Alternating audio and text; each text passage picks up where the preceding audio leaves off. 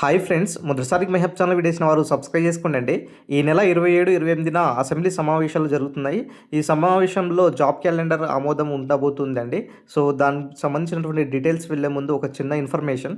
Free mentorship programme అనేది అటు APPSC and TGPSC అభ్యర్థులకు group 1, group 2, group 3, SI PC, DSC prepare అయ్యేటటువంటి క్యాండిడేట్స్కు జనవరి 2026 నుంచి క్లాసెస్ను స్టార్ట్ చేస్తున్నాము. ఈ క్లాసెస్లో మేము ఏం చెప్పుతున్నామంటే రీజనింగ్, అర్థమెటిక్ ఉంటుంది. అదేవిధంగా పాలిటీ ఆల్రెడీ స్టార్ట్ చేసాము. History, geography classes, economics, daily current affairs ఉంటుంది. అదేవిధంగా టెస్ట్ సిరీస్ కూడా ఉంటాయి. డైలీ పీడిఎఫ్స్ ఇస్తాము. సో ఈ యొక్క ఛానల్ను మీరు ఇంకా సబ్స్క్రైబ్ చేసుకుంటే మేము చేసేటటువంటి వీడియోస్ అన్నీ కూడా మీకు నోటిఫికేషన్ రూపంలో వస్తాయి. అదేవిధంగా టెలిగ్రామ్లో కూడా జాయిన్ అయ్యే ప్రయత్నం చేయండి.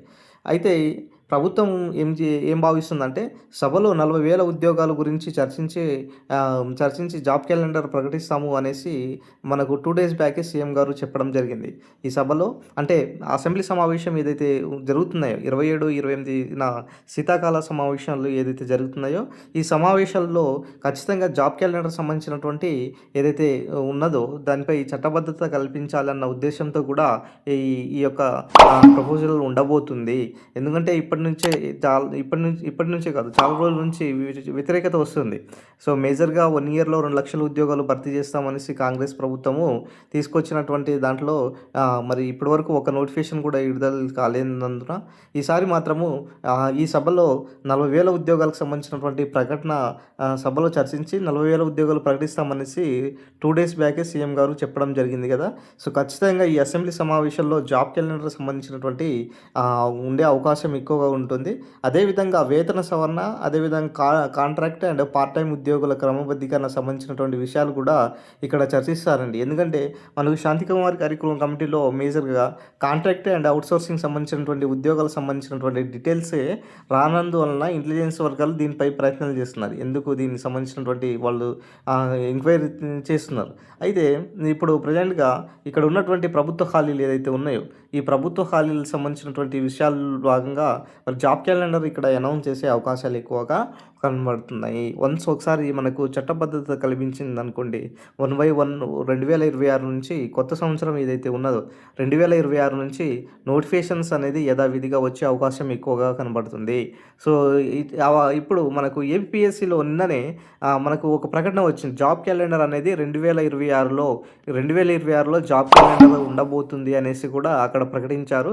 ఖచ్చితంగా అయితే అటు ఏపీఎస్సీ అండ్ టీజీపీఎస్సీ ఇక్కడ చూడండి సార్, ఏపీపీఎస్సీలో దాదాపుగా 99,000 ఉద్యోగాలు, అటు టీజీపీఎస్సీలో కనుక చూస్తున్నట్లయితే 40,000 ఉద్యోగాలకు సంబంధించినటువంటి ప్రకటన అయితే మరి 2 తెలుగు రాష్ట్రాల్లో ఉండబోతుంది. ఏదైనా సరే ప్రభుత్వము అనుకున్నది చేస్తుంది కాబట్టి మీ ప్రిపరేషన్ను ముందుకు చూసుకోండి. ఒకసారి నోటిఫికేషన్ వస్తున్నాయనుకోండి, తర్వాత మీ ప్రిపరేషన్కు టైం ఉండదు. సో కాబట్టి మిత్రులారా, నేను చెప్పేది ఏంటిదంటే నోటిఫికేషన్స్ వచ్చే ముందే మీ యొక్క ప్రిపరేషన్ అనేది కంప్లీట్గా అయిపోవాలన్నమాట. జస్ట్ రివిజన్కే టైం పెట్టుకోండి. తర్వాత మీకు టెస్ట్ సిరీస్ ఉంటుంది, టెస్ట్ సిరీస్ రాయడానికి దాన్ని కేటాయించుకోండి.